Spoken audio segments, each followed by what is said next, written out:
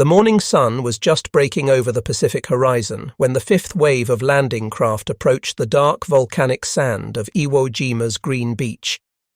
It was February 19th, 1945, and the clock read 9 in the morning. Among the vehicles emerging from those landing craft were 8 modified Sherman tanks that would forever change the way men fought underground battles in the Pacific theater. The Marines had given them a nickname that stuck, calling them Zippo tanks after the dependable cigarette lighters they carried in their pockets. The Japanese soldiers who would soon face these machines would come to know them by a different name entirely, one that spoke to the terror they inspired. They called them Haino Kuruma, which translates to chariots of fire.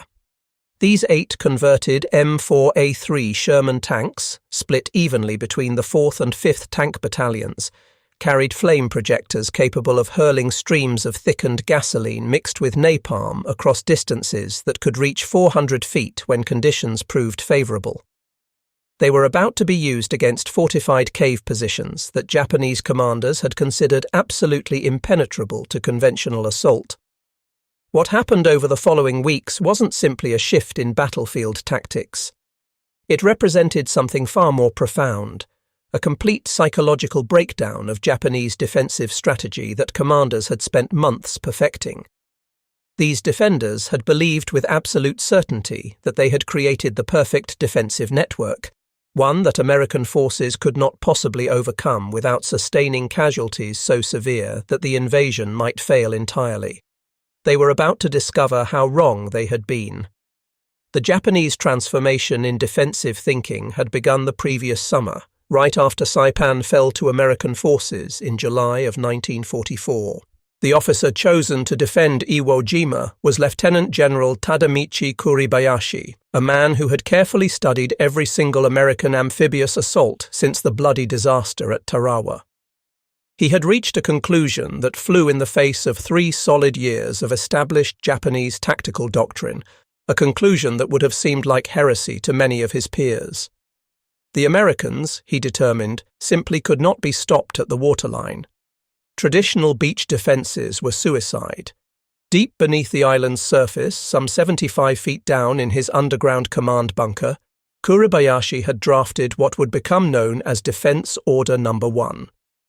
The date was December 1st, 1944. The order was revolutionary in its departure from standard practice. "We shall not engage the enemy on the beaches," it read. "We shall allow him to land unopposed. We shall let him penetrate inland, and then we shall kill him from positions he cannot possibly reach with conventional weapons." The mathematics of defensive warfare had undergone a fundamental shift in Kuribayashi's thinking. At Tarawa, 4,500 Japanese defenders had been killed in just 76 hours of brutal frontal combat. At Saipan, 30,000 defenders had been wiped out in less than a month of mobile defensive operations. But here on this 8-square-mile chunk of volcanic rock called Iwo Jima, Kuribayashi commanded 21,000 men who had essentially vanished into the earth itself. They occupied 11 miles of interconnected tunnels linking roughly 1,500 man-made caves and reinforced pillboxes. The construction effort had been nothing short of extraordinary.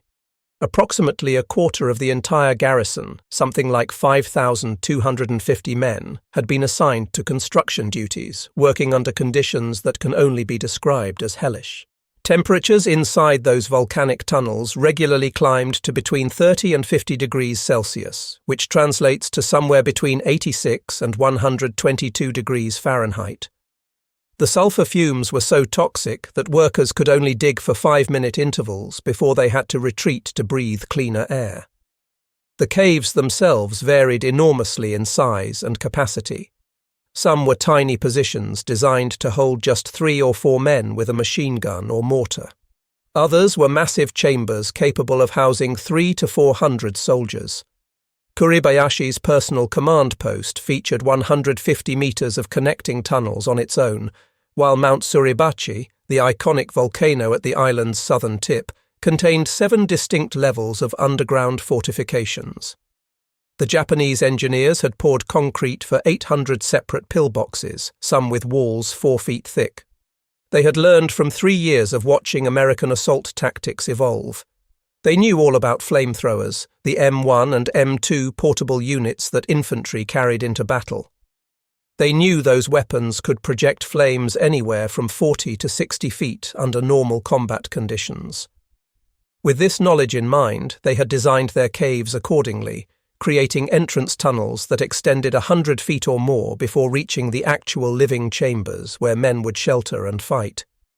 They knew about satchel charges too, those canvas bags packed with explosives that demolition teams would try to throw into cave mouths. They had calculated correctly that the volcanic rock of Jima could withstand anything that was light enough for an infantryman to carry and throw. What the Japanese had created was what military engineers would later describe as the most sophisticated defensive network constructed anywhere during the entire Second World War. 21,000 men had disappeared into an island measuring just 8 square miles. They had calculated for every American weapons system they knew existed, every tactic they had observed in previous battles. What they had not calculated for, what they could not possibly have anticipated, was a main battle tank that could project liquid fire at distances they had considered physically impossible. The weapon that would ultimately break Iwo Jima's cave defences had not been developed at some research facility back in the States. It had been born from desperate necessity 13 months earlier in the Marshall Islands. On February 1, 1944, Marine tank crews assaulting the islands of Roy Namur had run into Japanese bunkers that seemed utterly immune to direct hits from 75mm tank guns. The shells would slam into these reinforced positions and accomplish essentially nothing.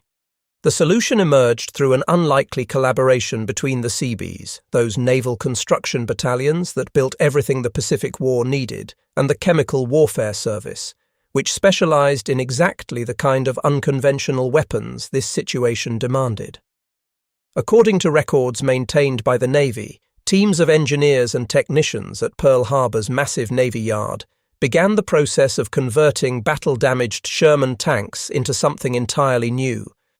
The technical designation they gave these converted vehicles was POA-CWSH-1, developed specifically for Pacific theater operations. The technical specifications documented in Navy Department archives reveal just how revolutionary these weapons really were. The main 75mm gun was completely removed and replaced with a Mark I Navy flame projector. The system operated under compressed gas pressure of 300 pounds per square inch, and it could maintain continuous fire for somewhere between 55 and 80 seconds before exhausting its fuel supply. The fuel itself was a carefully engineered mixture of ordinary gasoline that had been thickened with napalm, those aluminum salts of naphthenic and palmitic acids that Louis Fieser's team at Harvard University had developed back in 1942. Initial testing at Schofield Barracks in Hawaii during March of '44 demonstrated something remarkable. Under optimal conditions, with everything working perfectly and the wind cooperating, flame streams could reach distances up to 400 feet. In actual combat conditions, the effective range typically fell somewhere between 150 and 200 yards, which was still absolutely extraordinary for a flame weapon. The flame projector could deliver what observers described as a solid rod of fire, a coherent stream that could be directed across targets with devastating precision. During those early tests, observers made a discovery that would prove crucial to future operations. When thickened gasoline entered cave systems, it didn't just burn at the entrance. It behaved like a liquid, because that's what it was. It would flow through tunnel systems, following gravity down passages, running around corners, continuing to burn at temperatures that reached 2,000 degrees Fahrenheit while simultaneously consuming every molecule of available oxygen. The first combat deployment of these flame tanks on Iwo Jima occurred on February 21, '45.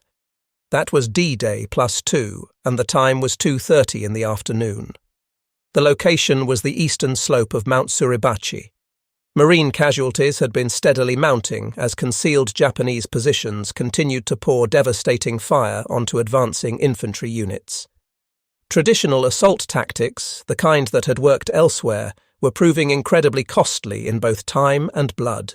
According to records maintained by the 5th Tank Battalion, the flame tank designated Satan, yes, that was actually its name, advanced to approximately 150 yards from suspected cave positions. At 14:37 hours, 2:37 in the afternoon, the flame gunner triggered the Mark I projector for the first time in combat on Iwo Jima. The official after-action reports describe what happened next in language that somehow manages to be both clinical and horrifying. Streams of liquid fire maintained perfect cohesion across hundreds of feet of empty air before splashing against the mountainside and flowing directly into cave entrances. The thickened gasoline, sticky and persistent, flowed down entrance tunnels exactly as water would, running around defensive angles that had been specifically designed to stop conventional weapons, pooling in low spots and continuing to burn. The Japanese defensive manual that was captured after the battle had dedicated exactly one paragraph to flame weapons. The authors had assumed they were dealing with portable flamethrowers with maximum ranges of 20 meters and fuel supplies that limited attacks to 8 or 10 seconds at most. The flame tanks carried vastly more fuel and could deliver sustained streams for over a full minute of continuous fire. The physics of what happened when flame entered confined spaces had been carefully documented by Chemical Warfare Service technical teams. The Mark I flame projector delivered multiple gallons of thickened fuel per second at 300 pounds per square inch of pressure. When this entered a cave system, the effects were immediate and catastrophic through multiple mechanisms. Direct immolation from fuel contact at 2000 degrees Fahrenheit created instant casualties among anyone the burning liquid actually touched. Radiant heat caused third-degree burns at considerable distances from the flame itself, meaning you didn't even have to be directly in contact with fire to suffer terrible injuries. Complete oxygen depletion occurred within seconds in confined underground spaces, suffocating anyone who survived the initial heat. Carbon dioxide and carbon monoxide concentrations reached lethal levels almost immediately. The thermal expansion of the volcanic rock itself could actually cause structural collapse of the tunnels.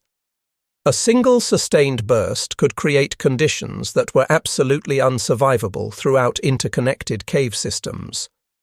The 43rd Chemical Laboratory Company, which perfected the stabilized flamethrower fuel mixture in June of '45, documented another critical factor. The thickened fuel would adhere to surfaces and continue burning for extended periods, making it impossible for defenders to reoccupy positions even after the initial attack ended. February 23, 1945. D-Day +4. Mount Suribachi's final assault was beginning. Lieutenant Colonel Chandler Johnson's 2nd Battalion, 28th Marines, received direct support from flame tanks for the final reduction of defensive positions on the volcano's summit. Marine Corps records indicate that 165 separate caves had been identified on the volcano's slopes. Using traditional tactics, clearing each of those positions would have required extensive casualties, probably hundreds of Marines killed or wounded. The flame tank crews had been rapidly developing new tactics, and these were carefully documented in tank battalion reports filed during and after the battle. The standard operating procedure that emerged was based on tanks operating in pairs. One flame tank would be partnered with one standard Sherman, providing covering fire with its main gun. The approach followed a systematic pattern that proved highly effective. First, advance to effective range, typically somewhere between 150 and 200 yards from the target. Second, suppress any visible enemy positions with conventional fire from the accompanying Sherman. Third, engage the caves with sustained flame for 30 to 40 seconds. Fourth, displace to a new position and wait for results. The 28th Marines After-Action Report for February 23rd documents the outcome in stark numerical terms. 47 cave positions were neutralized that day. Friendly casualties amounted to 3 wounded. Enemy killed was estimated at 800. This represented a complete reversal of the expected casualty ratios for cave warfare, where attackers typically suffered far heavier losses than defenders. Radio intercepts that were decoded by Fleet Radio Unit Pacific documented Japanese command communications that paint a picture of complete desperation. Messages from the Suribachi garrison requested permission for a final banzai charge, explaining that they could not maintain their positions against the flame weapons. This was extraordinary, because Japanese doctrine emphasized holding defensive positions to the death, not abandoning them for suicidal charges. Combat operations drove immediate battlefield modifications that were carefully documented by construction battalion maintenance units. Initial problems included fuel mixture adjustments that were necessary for cold morning temperatures when the thickened gasoline wouldn't flow properly. Ignition system failures from volcanic dust getting into the mechanisms were another persistent problem. The solutions that crews and maintenance personnel developed on the spot included installing secondary electric igniters as backups and welding additional armor plates onto critical areas to protect against damage from volcanic rock fragments. Within just a few days, crews discovered through experimentation that mixing diesel fuel with the napalm gasoline mixture created denser, thicker smoke that penetrated better into ventilation systems. They developed what they called the splash technique, which involved deliberately overshooting cave mouths so that burning fuel would run down cliff faces into hidden entrances that weren't visible from the tank's positions. Colonel Baron Takechi Nishi, who commanded the 26th Tank Regiment, attempted to counter the American flame tanks with his remaining Type 97 medium tanks. The engagement occurred on February 24th and lasted just a few minutes. 3 Type 97 tanks were destroyed without managing to damage any American tanks. Nishi himself died later in a cave in the northern sector of the island, according to Japanese records that were recovered after the war ended. February 26, 1945. The assault on Hills 382 and 362A demonstrated what flame tanks could accomplish against interconnected bunker systems. The defensive complex beneath Hill 382, according to captured Japanese engineering documents, featured multiple tunnel levels connecting dozens of separate fighting positions. Marine Corps records described the assault beginning at 6:30 in the morning. Flame tanks deliberately targeted ventilation shafts rather than cave mouths themselves, allowing gravity to distribute fire throughout the entire complex from above. Official reports noted smoke emerging from dozens of previously unidentified exits, effectively creating a complete map of the tunnel system just by watching where the smoke came out. The 3rd Marine Division's intelligence section reported something unprecedented. Defenders were abandoning positions before flame tanks even arrived. Several bunkers were found completely abandoned with supplies and equipment still intact. This was absolutely unprecedented in Japanese defensive doctrine, which emphasized fighting to the death from prepared positions.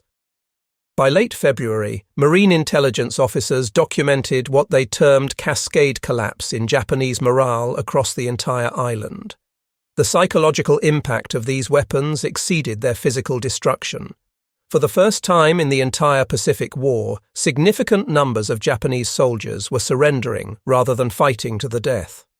Marine intelligence reports noted that Japanese prisoners consistently used terms like demon weapon and dragon's breath when describing their experiences with flame tanks. The 216 prisoners taken during the entire battle represented the first significant Japanese surrenders of the Pacific War. Post-war interrogations revealed that many of these men surrendered specifically to avoid death by burning, rather than because they had been wounded or cut off from their units. Captured Japanese documents included in the Pacific War records indicated that entire units were abandoning carefully prepared positions simply upon reports that flame tanks were approaching their sector. This represented a complete breakdown of the Bushido warrior code that had sustained Japanese resistance through every previous battle in the war. March 2nd, 1945. The battle for Motoyama Airfield No. 2 saw the systematic employment of flame tanks according to a carefully planned assault schedule. Japanese forces had constructed 280 interconnected strongpoints around this critical airfield according to captured defensive plans. Tank battalion records document flame tank operations that methodically reduced these positions one after another. The psychological effect became increasingly apparent as the battle continued. More bunkers were found abandoned, complete with ammunition and personal effects left behind by defenders who had fled. This demonstrated that Japanese forces were choosing preservation over honorable death for the first time on this scale in any Pacific War battle. March 10, 1945. Operations introduced experimental seismic detection equipment that was operated by naval technical specialists. Using modified equipment originally designed for oil exploration, these teams could detect underground tunnel systems and provide flame tank commanders with precise targeting data about where caves existed even when no entrance was visible from the surface. Major General Graves Erskine, who commanded the 3rd Marine Division, described this development in his after-action report as three-dimensional warfare. The Marines were fighting simultaneously above ground, on the surface, and underground, all at the same time. The combination of seismic detection technology and flame weapons proved devastatingly effective against deep tunnel complexes that would have been almost impossible to locate and reduce using conventional methods. By March 16th, flame tank operations had evolved significantly from those first experimental uses back on the 19th of February. While the standard effective range remained somewhere between 150 and 200 yards, crews had experimented extensively with pressure adjustments and fuel modifications to extend range when tactical situations required it. Marine Tank Battalion records document various technical innovations that were developed right there during actual combat operations, not in some research facility back home. The psychological impact of these weapons extended far beyond their actual technical capabilities. Japanese communications that were intercepted by radio intelligence units indicated a widespread belief among defenders that American flame weapons had essentially unlimited range. This belief contributed to what military analysts termed defensive collapse. Official Marine Corps records document the flame tank operations on Jima across the entire operational period. The battle lasted from February 19th through March 26, 1945, a total of 36 days of continuous combat. 8 flame tanks were deployed in total, 4 assigned to the 4th Tank Battalion and 4 to the 5th Tank Battalion. Daily fuel consumption reached between 5,000 and 10,000 gallons during peak operations. Cave positions neutralized numbered in the hundreds according to unit records, though exact counts were impossible to maintain during fluid combat operations. Japanese casualties specifically from flame weapons ran into the thousands, though the exact number could never be determined with precision. Marine casualties prevented by using flame tanks instead of conventional assault tactics were estimated in the thousands based on calculations of what traditional assault methods would have cost. Comparative analysis demonstrated the dramatic difference in effectiveness. Traditional cave assault tactics required multiple infantry squads per position, with 20 to 30% casualties expected for each cave that needed to be cleared. Flame tank operations could neutralize multiple positions per hour with minimal friendly casualties, often none at all. The success achieved at Iwo Jima had immediate and profound influence on planning for Operation Downfall, the proposed invasion of the Japanese home islands. Joint Chiefs of Staff documents indicate that military planners requested massive increases in flame tank production based directly on results from Iwo Jima. The demonstration that cave defenses could be systematically neutralized altered fundamental invasion calculations and casualty estimates. Japanese military intelligence, of course, understood what had happened. Post-war interrogations of senior Japanese officers revealed that they knew American flame tank capabilities would make cave defenses on the home islands far less effective than they had hoped. Corporal Herschel Williams of the 21st Marines earned the Medal of Honor for actions on February 23rd using a portable flamethrower rather than one of the tank-mounted weapons. Operating for 4 hours under intense enemy fire, Williams systematically eliminated multiple Japanese positions while covered by riflemen who protected him from enemy soldiers trying to kill him before he could bring his weapon to bear. His citation notes that he neutralized one fortified position after another, enabling marine advances that would have been impossible otherwise. Williams later provided testimony about the tactical importance of flame weapons that military historians have preserved. The Japanese had built these positions to withstand everything we had, he explained. But fire goes where bullets cannot reach. It finds every space, every corner, every pocket of air. One flame tank could accomplish what would cost us dozens of men to achieve using conventional assault methods. Marine tank crews documented the psychological burden that came with operating flame weapons, and this documentation proved important for post-war analysis. Veterans Administration studies conducted in the years after the war found that flame tank crewmen experienced combat stress disorders at significantly higher rates than other armoured unit personnel. The intimate nature of flame warfare, the visual and auditory awareness of enemy casualties, created unique psychological challenges that other tankers did not face to the same degree. Captured Japanese documents and extensive post-war interrogations revealed the complete inadequacy of Japanese preparations for flame tank warfare. They had extensive practical experience with portable flamethrowers, the kind that infantrymen carried, but they had not anticipated vehicle-mounted weapons with extended range and massive fuel capacity that dwarfed anything they had encountered before. General Kuribayashi's final message, transmitted shortly before his death in late March, acknowledged the situation with remarkable clarity. "Enemy flame tanks have neutralized our cave defenses," he reported. "Positions that required months of brutal labor to construct are being destroyed in minutes. American industrial technology has overcome Japanese fighting spirit." This message, intercepted by American radio intelligence personnel, confirmed the decisive impact these weapons had achieved. Post-war testimony from the handful of Japanese survivors confirmed the absolute terror these weapons inspired among defenders. One survivor, providing testimony to war crimes investigators who were examining various aspects of the Pacific War, stated that soldiers who had faced death courageously in previous battles would flee in panic from flame tanks. The weapons created a form of death that contradicted fundamental concepts of honorable military service that these men had been raised to believe in. The lessons learned from Iwo Jima were immediately applied to Okinawa operations that began on April 1, 1945. Marine Corps records show dramatically expanded flame tank deployment with improved tactics based directly on Iwo Jima experience. Colonel Hiromichi Yahara, who served as operations officer for the Japanese 32nd Army on Okinawa, had carefully studied Iwo Jima reports according to documents that were captured later. His defensive preparations included water reservoirs intended to flood tunnels if flame attacks occurred, extended tunnel systems designed to dissipate heat, and specially constructed flame barriers.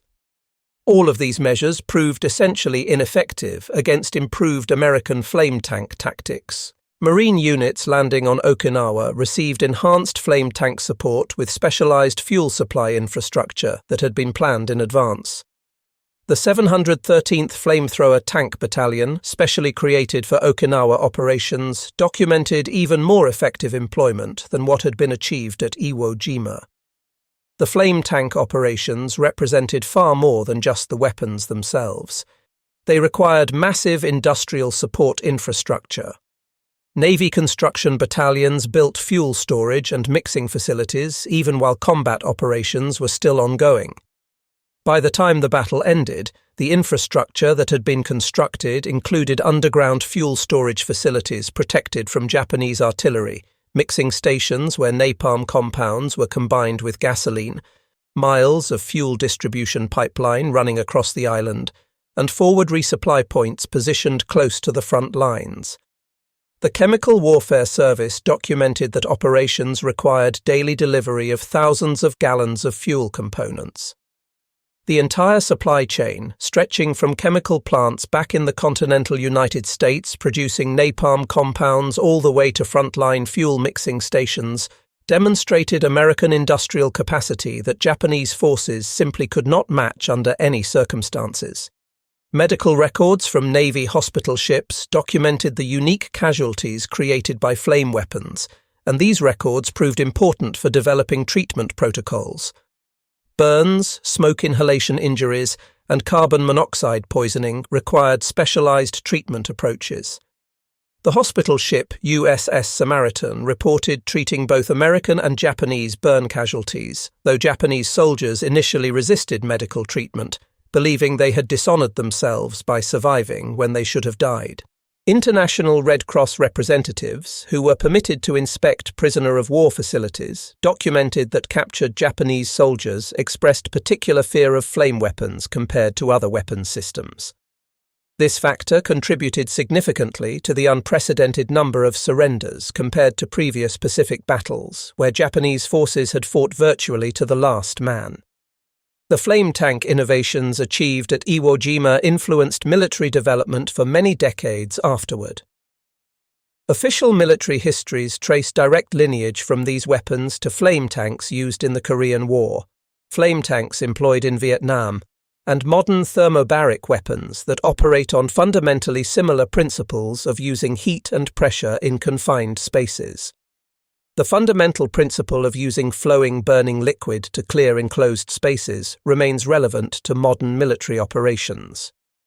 Contemporary military doctrine for tunnel and cave warfare still references lessons that were learned from Iwo Jima flame tank operations more than 80 years ago. The United States Marine Corps official history includes a direct statement about the significance of these weapons. The development of the flame-throwing tank was one of the most significant American technical innovations in the entire Pacific War. At Iwo Jima, these weapons proved absolutely decisive in reducing Japanese cave positions that would have cost thousands of Marine casualties if conventional assault tactics had been required. Admiral Chester Nimitz, who commanded the Pacific Fleet, noted in his official report that the flame-throwing tanks proved to be the single most effective weapon for reduction of Japanese cave defences. Without these weapons, he stated, American casualties would have been infinitely greater than what was actually suffered. General Holland Smith, commanding 5th Amphibious Corps, wrote in his assessment that the 8 flame tanks deployed on Iwo Jima were worth an entire battalion of infantry in terms of their capability to neutralize Japanese fortifications. They saved countless Marine lives, he concluded. While flame tanks dramatically reduced American casualties, they created unique moral challenges that were documented in military chaplain reports filed during and after the battle. Marines struggled psychologically with the nature of the weapon, even while they recognized its absolute necessity for accomplishing their mission. Military chaplains reported significantly increased requests for counseling from flame tank crews compared to personnel in other types of units. The Japanese perspective, documented through extensive post-war testimony and analysis of captured documents, reveals the complete collapse of their defensive strategy at a fundamental level. Forces that had been psychologically prepared to die in conventional combat found themselves fleeing from a form of death they had never anticipated and could not reconcile with their training. This psychological defeat preceded and enabled the physical defeat that followed. Military legal reviews conducted both during and after the war confirmed that flame weapons were perfectly legal under international law as it existed in 1945. The weapons were not specifically prohibited by either the Geneva Conventions or the Hague Conventions. Their use against military fortifications was considered entirely legitimate under the laws of war as they were understood at that time. Post-war war crimes trials did not prosecute flame weapon use by either side in the conflict. The weapons were considered a legitimate and proportionate response to Japanese cave fortifications that could not be effectively reduced by other available means without causing excessive casualties among attacking forces. The annual reunion of honor ceremonies held on Iwo Jima, which began in 1970, have brought together American and Japanese veterans in a spirit of reconciliation. These gatherings, documented by both governments, demonstrate how former enemies found common ground decades after the battle. At the 40th anniversary reunion held in 1985, Japanese and American veterans met together at specific sites where flame tanks had been employed during the battle. Japanese survivors acknowledged the weapon's devastating effectiveness, while American veterans expressed genuine respect for Japanese courage in the face of such terrible weapons. These meetings, carefully documented by military historians from both nations, show how former enemies found mutual understanding through shared experience of combat. The 75th anniversary reunion held in March of 2020 included only a handful of American veterans still physically able to make the journey, highlighting the inevitable passing of this generation. Their final testimonies, recorded for historical preservation, emphasize both the absolute necessity of flame warfare given the tactical situation and the horror of what these weapons actually did to human beings. The National Archives contains extensive documentation of flame tank operations at Iwo Jima that researchers can access. Tank Battalion war diaries, detailed after-action reports, and technical assessments provide comprehensive operational records. Japanese documents captured immediately after the battle and testimony gathered from post-war interrogations confirm the weapon's devastating impact from the defender's perspective. The Marine Corps History Division maintains official records that document how flame tanks fundamentally changed cave warfare tactics for all future operations. These weapons demonstrated conclusively that technological innovation could overcome defensive advantages that had cost thousands of casualties in previous operations where such weapons were not available. Photographic evidence taken by combat photographers shows flame tanks in action during the battle, their streams of fire reaching toward Japanese positions. Film footage, now carefully preserved in military archives, captures the weapon's devastating effectiveness against cave fortifications in ways that written reports alone cannot convey. The deployment of just 8 flame tanks to Iwo Jima represented something far more significant than simple tactical innovation on a local battlefield. It demonstrated with absolute clarity how industrial capacity combined with technological development could fundamentally alter combat dynamics in ways that human courage and determination could not overcome. These weapons negated defensive advantages that Japanese forces had spent months of backbreaking labor creating under terrible conditions.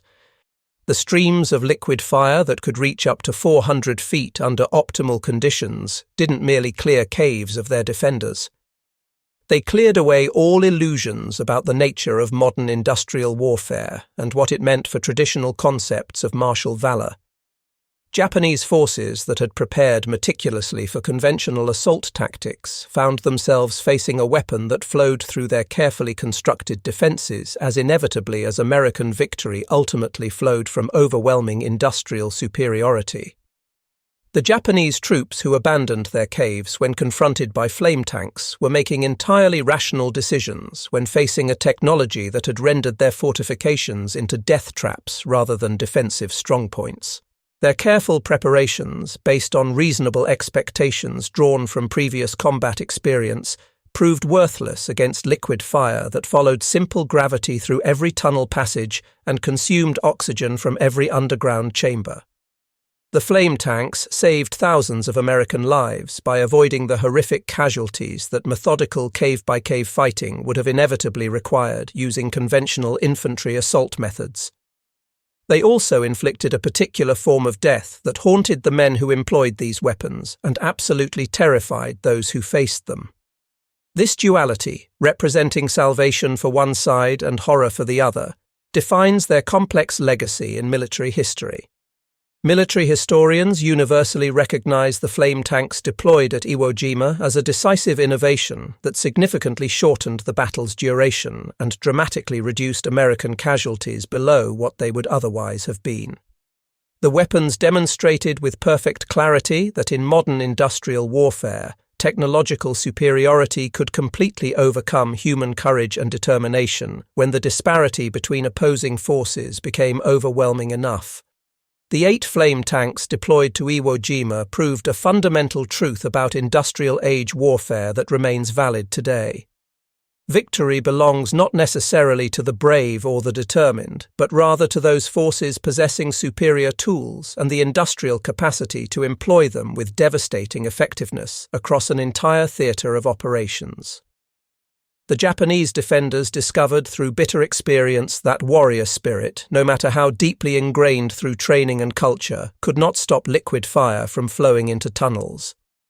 They learned that personal courage, even of the highest order, could not overcome the basic chemistry of napalm burning at 2,000 degrees. They found that determination and willingness to die meant absolutely nothing when flames flowed through underground passages like water inevitably seeking its lowest level. The battle for Iwo Jima officially ended on March 26, 1945, after 36 days of absolutely brutal warfare. Of approximately 21,000 Japanese defenders who had garrisoned the island, roughly 20,000 died in the fighting. Only 216 surrendered during the actual battle, which represented an unprecedented number for Pacific War operations, where Japanese forces typically fought literally to the last man. American forces suffered casualties totaling 6,140 killed and 17,913 wounded, according to official casualty figures compiled after the battle. Without flame tanks, military analysts universally agree these already terrible casualties would have been significantly higher, possibly catastrophically so. The transformation was absolutely complete, from faith in the power of defensive fortifications to recognition that technology could negate any positional advantage no matter how carefully prepared. The flame tanks had demonstrated beyond any possible doubt that in the cold arithmetic of modern warfare, industrial capacity multiplied by technological innovation equals victory, completely regardless of human courage displayed by forces on the other side of that equation. Today, Iwo Jima, which has been returned to its original Japanese name of Iwo-to, stands as a permanent monument to the terrible price of victory in modern industrial warfare. The caves that once provided shelter to Japanese defenders remain in place, some still showing visible scorch marks from flame tank operations conducted 8 decades ago. They serve as permanent physical testimony to the precise moment when liquid fire fundamentally transformed the nature of cave warfare and demonstrated with absolute finality the decisive power of industrial might in modern combat operations.